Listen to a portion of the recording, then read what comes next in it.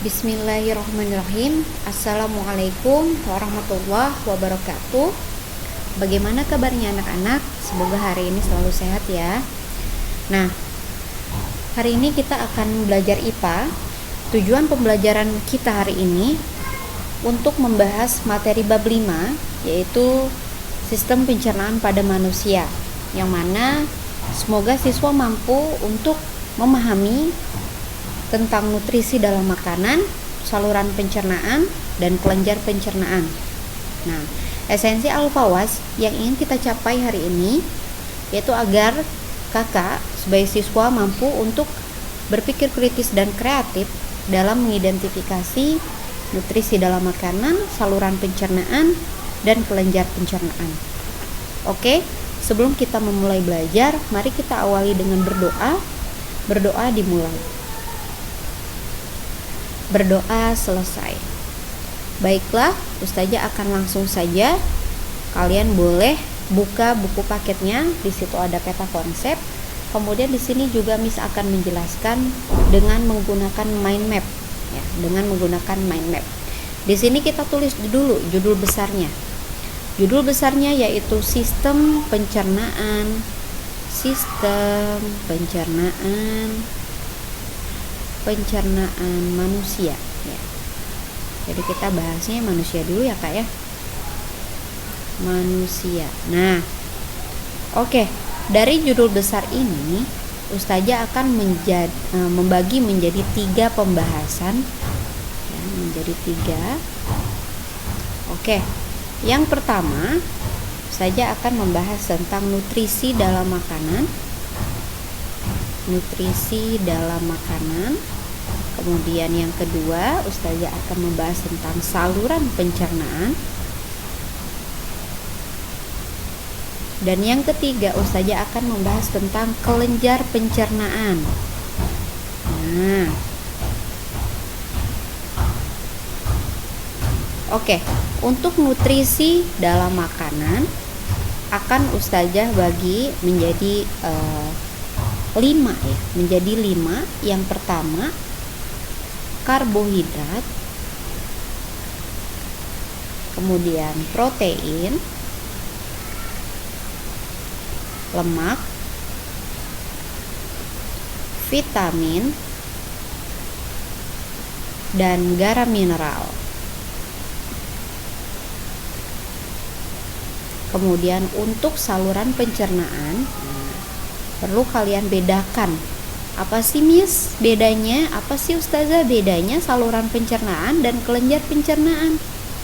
Kalau saluran pencernaan adalah saluran di mana makanan yang kalian makan itu berjalan atau yang dilalui oleh bahan makanan. Saluran di mana yang dilalui bahan makanan. Gitu ya, simpelnya. Kemudian kelenjar makanan itu adalah organ. Nah, ini juga sama, organ ya, ini juga organ. Kelenjar pencernaan itu adalah organ yang mengeluarkan atau menghasilkan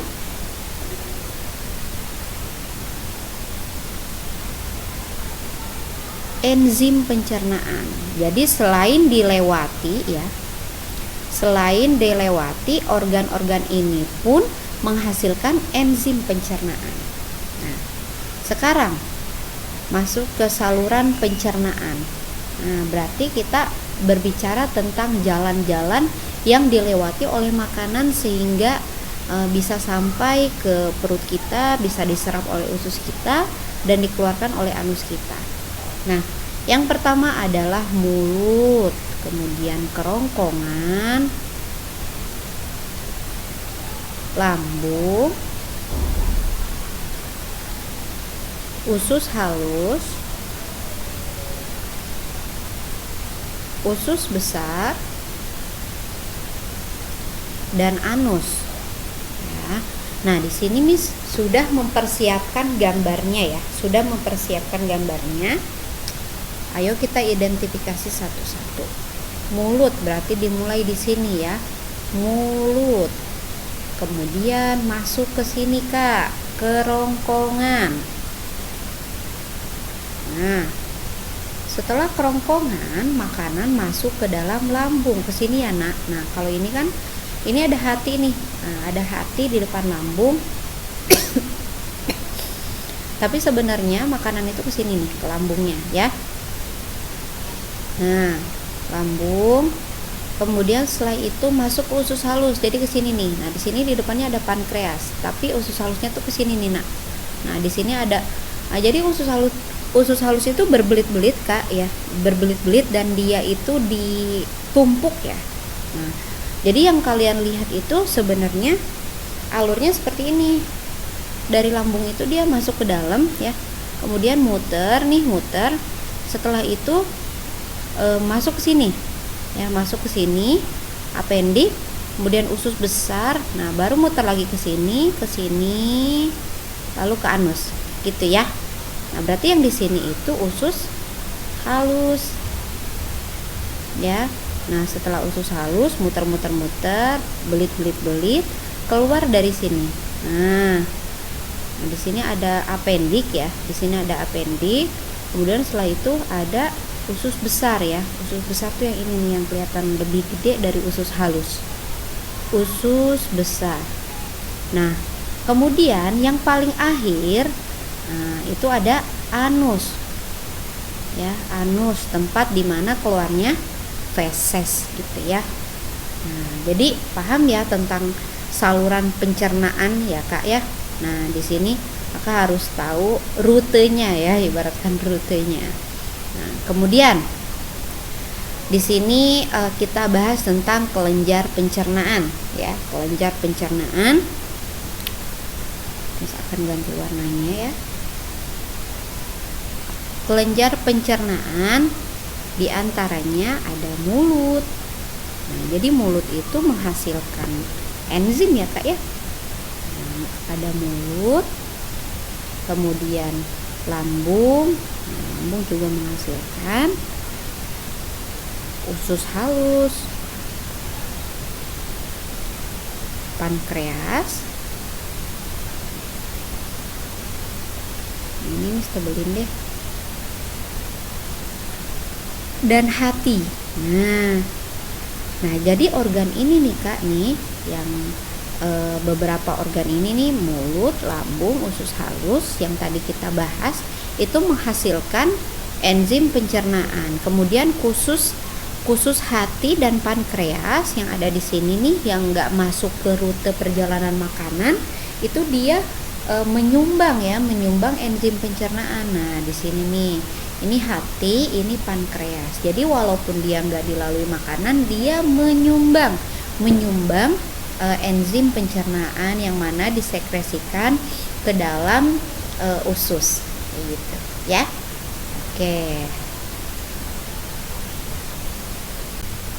Oke, Ustazah akan melanjutkan materi dari mind map di depan tadi ya Nak ya. Nah, sekarang kita akan bahas terlebih dahulu tentang karbohidrat. Fungsi dari karbohidrat itu untuk atau sebagai energi bagi tubuh.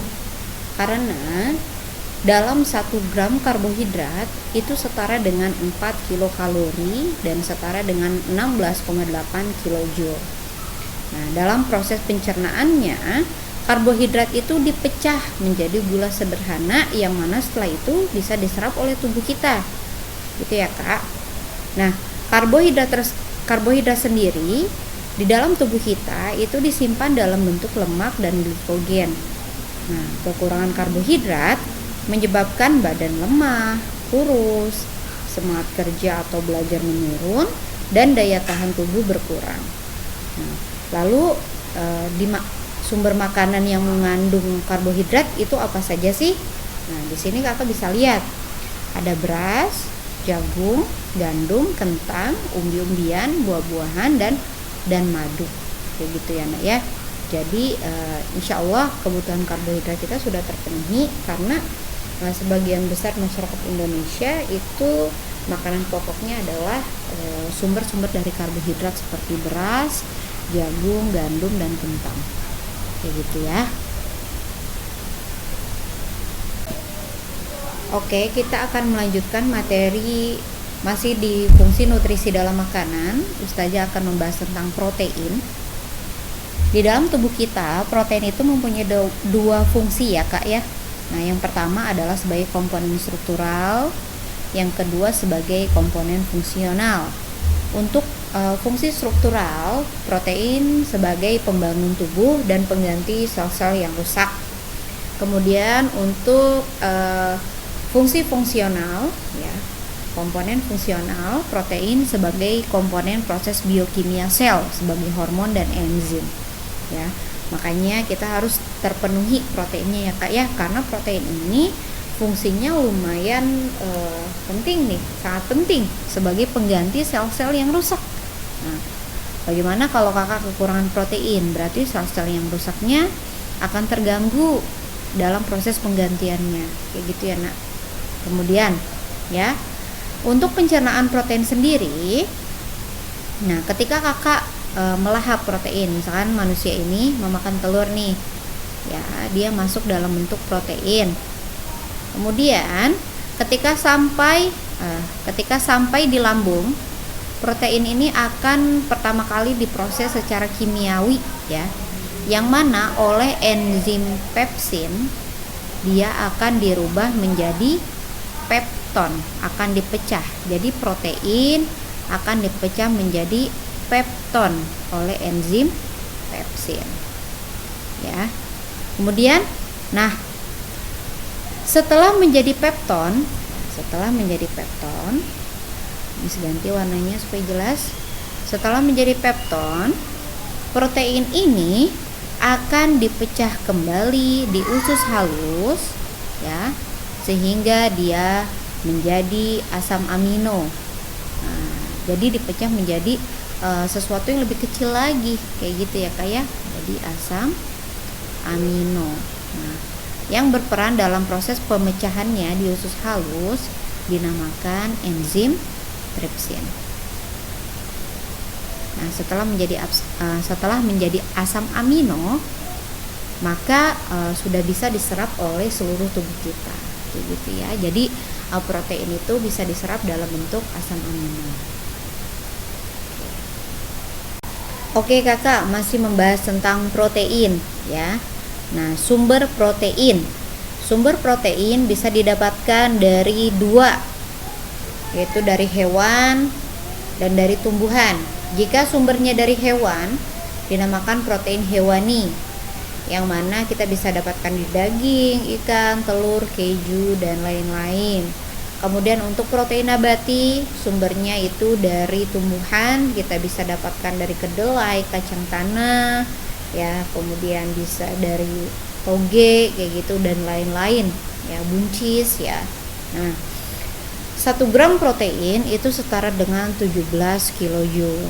Kekurangan protein menyebabkan busung lapar. Nah, ini terkait dengan betapa pentingnya protein sebagai pembangun tubuh, sebagai pengganti sel-sel yang rusak, kemudian dia sebagai hormon dan enzim. Nah, yang mana kalau kekurangan protein berarti bisa mengganggu seluruh fungsi dari pencernaan, kayak gitu ya Kak. Oke, untuk nutrisi selanjutnya itu ada lemak. Nah, fungsi dari lemak itu sebagai cadangan energi ya. Makanya orang-orang yang gemuk atau banyak lemaknya itu seharusnya energinya itu banyak, atau cadangan energinya itu banyak. Jadi ketika dia lapar, sebenarnya dia kalau nggak makan pun bisa menggunakan energi dari lemak-lemak yang ada di tubuhnya, kayak gitu ya. Kemudian lemak itu fungsinya sebagai pelarut vitamin A, D, E, K atau disingkat menjadi ADEK. Jadi vitamin itu kan ada vitamin B ya, C, kemudian ada ADEK. Yang mana ADEK ini larut di lemak. Jadi lemak yang melarutkannya. Kemudian vitamin dari B dan C itu larut di air, gitu ya Nak. Nah, jadi ini lemak adalah pelarut dari vitamin A, D, E, K. Nah, 1 gram lemak itu setara dengan 9 kilokalori atau sama dengan 38 kilojoule ya. Yang mana lemak itu disimpan di jaringan bawah kulit ya. Di jaringan bawah kulit. Jadi orang yang lemaknya banyak berarti lemaknya ada di bawah jaringan kulit itu ya, jaringan bawah kulit itu ya Nak ya. Nah, kemudian sumber dari lemak itu dibagi menjadi dua juga. Yang pertama ada yang dari hewan, yang kedua ada yang dari tumbuhan. Kalau yang dari hewan dinamakan dengan lemak hewani. Kalau yang dari tumbuhan dinamakan dengan lemak nabati. Lemak hewani bisa didapatkan di daging, mentega, susu, minyak ikan, dan lain-lain. Untuk lemak nabati bisa didapatkan di kelapa, kemiri, kacang-kacangan, dan alpukat, kemudian dan lain-lain juga ya. Oke, fungsi selanjutnya adalah vitamin ya. Nah, fungsi dari vitamin itu sebagai komponen organik enzim yang disebut koenzim. Nah, seperti yang seperti yang Ustazah bilang di awal, bahwa vitamin itu dibagi menjadi dua. Yang pertama itu yang larut dalam lemak, yaitu bisa disingkat dengan ADEK, ADEK ya, vitamin A, D, E, dan K. Kemudian yang kedua adalah vitamin yang larut di dalam air. Contohnya adalah vitamin B dan vitamin C ya. Jadi ketika kakak berlebihan dalam mengkonsumsi makanan yang mengandung vitamin B dan C, itu biasanya akan dikeluarkan melalui urin ya, karena dia larut di dalam air. Dan komposisi urin tuh sebagian besar merupakan air kayak gitu ya. Kemudian kurangnya vitamin itu menyebabkan penyakit yang dinamakan avitaminosis ya. Oke.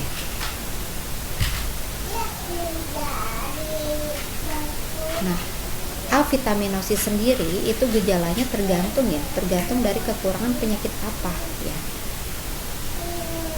Makanya diistilahkan dengan avitaminosis. A itu kan seperti Ustazah yang sering jelaskan ke kakak, A itu adalah kondisi di mana kekurangan atau tidak ada kayak gitu ya.